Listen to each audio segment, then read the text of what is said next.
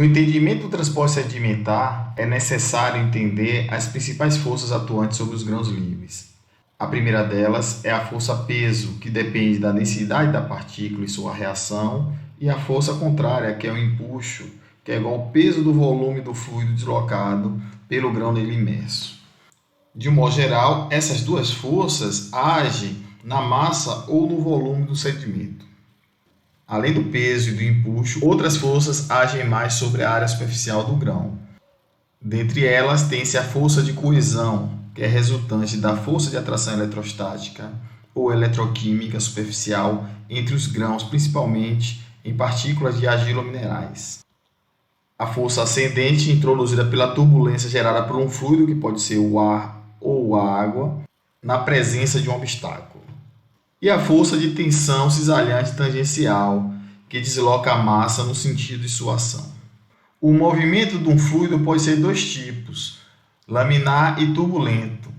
Essa classificação depende de vários fatores, principalmente a velocidade do fluxo, da viscosidade do fluido e da rugosidade da superfície, e é definido por um parâmetro denominado de número de Reynolds. De um modo geral, no fluxo laminar, as partículas do fluido se movem em trajetórias retilíneas. Percebam que as linhas de fluxo estão paralelas entre si e elas deslizam umas sobre as outras. E esse fluxo é definido por um número de Reynolds geralmente menor que 500. Em um canal fluvial, por exemplo, as linhas de fluxo mais próximo da superfície da lâmina d'água apresentam magnitude de velocidade maiores, enquanto aquelas mais próximas do leito apresentam magnitudes menores devido à fricção entre essas camadas. E o fluxo turbulento geralmente ocorre quando a velocidade aumenta ou o fundo do leito torna-se rugoso, apresentando obstáculos. E as trajetórias de fluxo inicialmente paralelas entre si se encurvam, formando redemoinhos. Típico de canais onde o número de Reynolds é maior que 2000. De um modo geral, o comportamento laminar é exceção na natureza e a maioria dos cursos d'água em sistemas fluviais apresenta um número de Reynolds maior que 2000, sendo caracterizado por fluxos claramente turbulentos. A formação de um sedimento implica algum tipo de transporte. Dentre os tipos de transporte existentes no meio sedimentar, tem-se o transporte sedimentar mecânico e o transporte sedimentar químico. O transporte sedimentar mecânico, o sedimento enquanto matéria sólida já começa a existir durante o transporte. Com o transporte, deposição e processos físico-químicos atuantes, dão origem às rochas sedimentares clásticas, terrígenas ou siliciclásticas. De um modo geral, relaciona-se com a viscosidade do fluido e pode ser subdividido no transporte sedimentar de baixa viscosidade, também conhecido como fluxo fluido ou de grãos livres, e o transporte sedimentar de alta viscosidade, também conhecido como fluxo denso ou gravitacional. Já o transporte sedimentar químico, a matéria sólida somente se forma na precipitação a partir dos íons dissolvidos e forma um grupo de rochas conhecidas como rochas sedimentares químicas e bioquímicas. Um dos tipos de transporte sedimentar mecânico é o transporte sedimentar de baixa viscosidade, conhecido como fluxo fluido ou de grãos livres.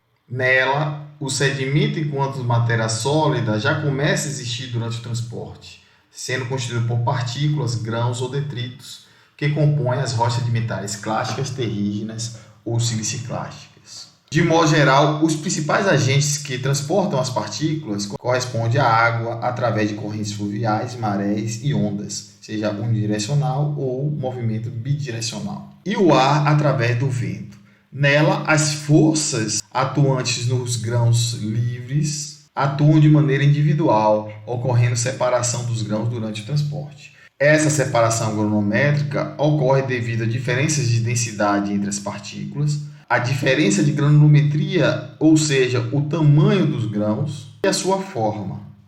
Assim, o transporte sedimentar de baixa viscosidade ocorre segundo o processo de suspensão, geralmente relacionado às partículas de menor granulometria, como as argilas e os silts, onde elas são transportadas acima da superfície deposicional e em nenhum momento ocorre interação com o substrato. Ou saltação, característica das areias, ela tem contato intermitente com o substrato, ora em contato com o substrato e ora estão em suspensão. E o processo de tração, arraste e rolamento. típico das partículas de maior granulometria, acima de 2 milímetros, representado pelos cascalhos. Em geral, as partículas sedimentares ou grãos livres se movimentam de várias formas distintas. Uma partícula em um leito pode não movimentar se a energia da corrente não for suficiente para vencer a massa gravitacional dessa partícula, ou ela pode se mover por tração, movimento por arrasto ou rolamento. O arrasto compreende o deslocamento do grão rente à superfície deposicional, como mostrada na imagem. O grão, nessa posição de repouso, se deslocou devido à ação da corrente para uma posição diferente daquela inicial. Já o rolamento compreende a rotação do grão em torno do seu eixo por sobre outros grãos na superfície deposicional. A composição do arrasto e rolamento tem-se o processo conhecido como tração. Já a saltação compreende a manutenção temporária do grão em suspensão. Ora, esse grão está em contato com o substrato, caracterizando um processo de tração, e ora, esse grão está em suspensão intermitente, caracterizando o processo sedimentar conhecido como saltação, típico dos grãos de tamanho areia. Já a suspensão compreende a sustentação do grão acima da superfície deposicional. Pode ser produzido por um fluxo turbulento que movimente as partículas mais finas e mantenham essas partículas acima da superfície deposicional. Já o segundo tipo de transporte sedimentar mecânico compreende o fluxo denso gravitacional ou de alta viscosidade. Nesses mecanismos de transporte, a força-peso vai agir sobre a massa dos grãos. Os grãos vão estar muito próximos um do outro, com alta fricção e coesão, caracterizando esse fluxo com alta viscosidade. De um modo geral, esse tipo de transporte sedimentar ocorre alta concentração de areia e argila no fluido, de modo que a força-peso vai agir sobre essa massa de grãos. É comum ocorrer em declives ou encostas ou taludes, e a deposição ocorre com a diminuição do gradiente topográfico, e a sedimentação é rápida em termos geológicos, geralmente estabelecendo um caráter episódico. De um modo geral, as correntes que transportam essas partículas por fluxos gravitacionais, elas aceleram com a declividade, erodem o substrato e vão incorporando cada vez mais sedimentos, aumentando sua densidade. E a desaceleração ocorre com o decréscimo do gradiente topográfico e o desconfinamento do fluxo.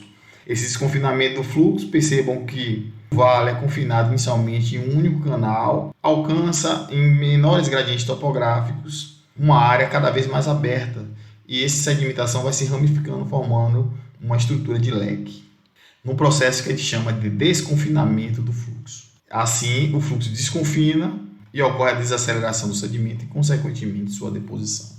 Dessa forma, esse fluxo é muito comum em regiões de declive, e a deposição ocorre ao longo do declive devido à desaceleração e desconfinamento do fluxo, a perda e o escape de água ou de fluido do seu sedimento.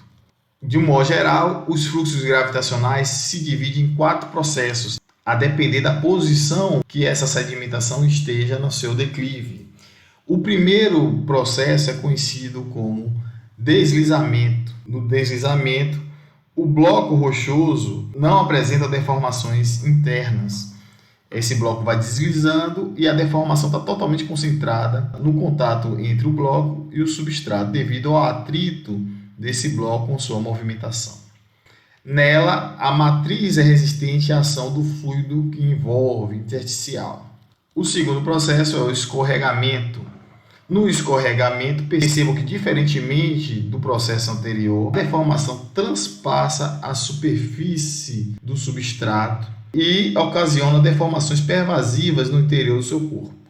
Esses dois processos, o deslizamento e o escorregamento, são conhecidos como fluxos gravitacionais de massa. Percebam que neles ainda existem uma preservação das características do depósito original. Posteriormente, o escorregamento pode produzir um outro mecanismo, que é o fluxo de detrito.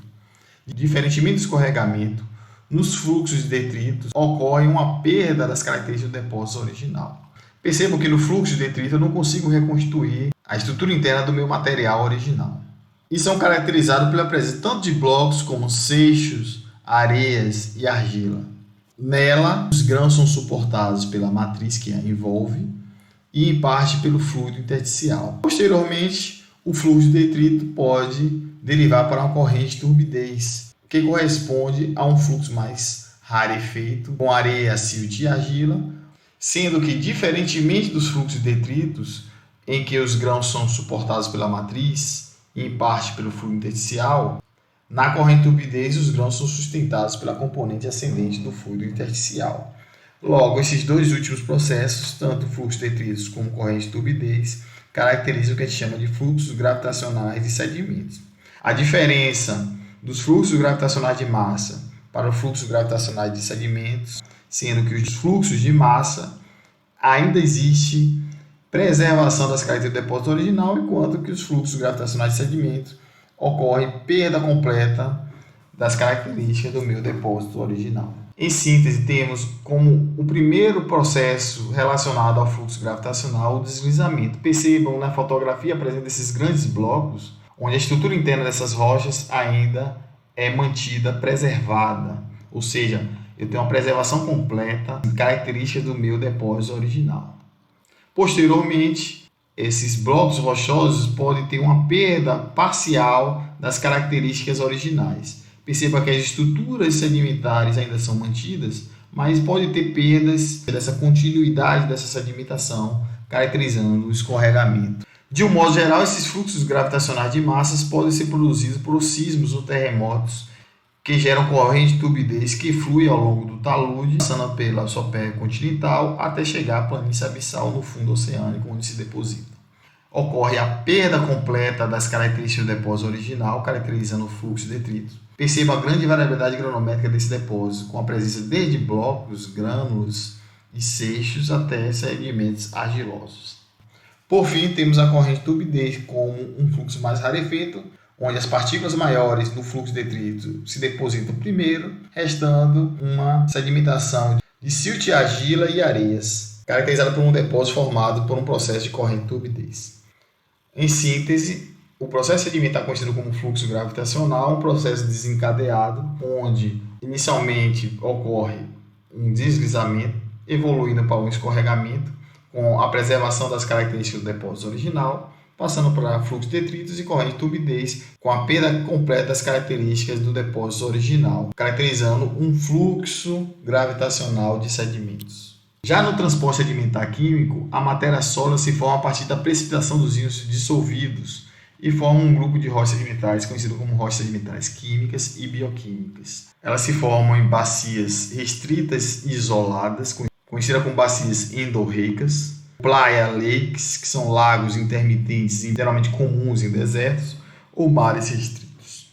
Esses íons dissolvidos podem formar dois tipos de rochas: os carbonatos, cujas condições para sua formação, predominantemente em ambiente marinho, é que ocorra uma radiação solar farta e que as águas sejam rasas e quentes e não tenham tanta entrada de sedimentos detríticos, de forma que a água não fique turva e impeça a penetração da radiação solar e, consequentemente, a precipitação dos carbonatos. E os evaporitos, geralmente são formados em ambientes onde tem alta taxa de evaporação, é muito comum em desertos, e ambientes como mostrado na figura, onde tenha restrita circulação oceânica ou entrada de sedimentos detríticos. Então você percebe que é um lago isolado, com alta taxa de evaporação, supersaturando em íons e, consequentemente, está ocorrendo a precipitação desses sais. As rochas sedimentares evaporíticas são depósitos salinos formados a partir da evaporação de corpos de águas rasos e extensos, com comunicação restrita com o oceano aberto, caracterizando o que a gente chama de bacias endorreicas, que são bacias fechadas e restritas, e submetidas a uma intensa evaporação em climas áridos e semiáridos. De modo geral, essas rochas perfazem apenas 3% da massa total das rochas sedimentares. Não são tão comuns, mas são muito importantes em termos econômicos. Os evaporitos podem ocorrer em bacias marinhas e não marinhas, como lagunas sábicas em desertos conectados com o oceano, e praias lakes, que são os lagos intermitentes em ambientes desérticos. De modo geral, a halita, que é o cloreto de sódio, ou popularmente conhecido como sal de cozinha, é um dos minerais evaporíticos de maior importância para o ser humano. E elas estão associadas a ambientes altamente produtivos de matéria orgânica, sendo que no registro geológico é reconhecida uma associação de campos gigantes de petróleo consequências espessas de evaporídeos. De um modo geral, as rochas evaporíticas obedecem uma distribuição regular ou zoneamento em uma bacia fechada ou bacia endorreica. Inicialmente, no oceano aberto, com a grande circulação através de correntes de deriva oceânica e o grande volume de água, praticamente o volume evaporado não resulta numa supersaturação dos íons presentes nesse oceano, não ocorrendo precipitação química. Já no oceano restrito, ou bacia endorreica, vai ocorrer um zoneamento das rochas evaporíticas, devido ao aumento da salinidade com o aumento da condição de aridez e na taxa de evaporação. Quanto mais próximo da entrada da comunicação com o meio aberto, a evaporação é menor. Quando a evaporação atinge 50%, são precipitados os carbonatos, principalmente a calcita e a dolomita. Com o aumento do grau de aridez, quando chega a 80% de evaporação, são supersaturados o cálcio e o sulfato, formando o sulfato de cálcio hidratado, conhecido como gipsita. A seguir é precipitada a anidrita. Quando alcança 90% de evaporação, são precipitados a halita, também conhecido como sal de cozinha. Por fim, são precipitados sais de potássio e magnésio quando o nível de evaporação alcança 95% em situações extremas de aridez. As principais condições existentes para o zoneamento das rochas evaporíticas em uma bacia endorreica é o clima, principalmente semiárido, a existência de corpos de água que sejam rasos e extensos, como exemplo temos o Mar Cáspio, alta taxa de evaporação e um ambiente que contenha baixa entrada de sedimentos de reciclagem.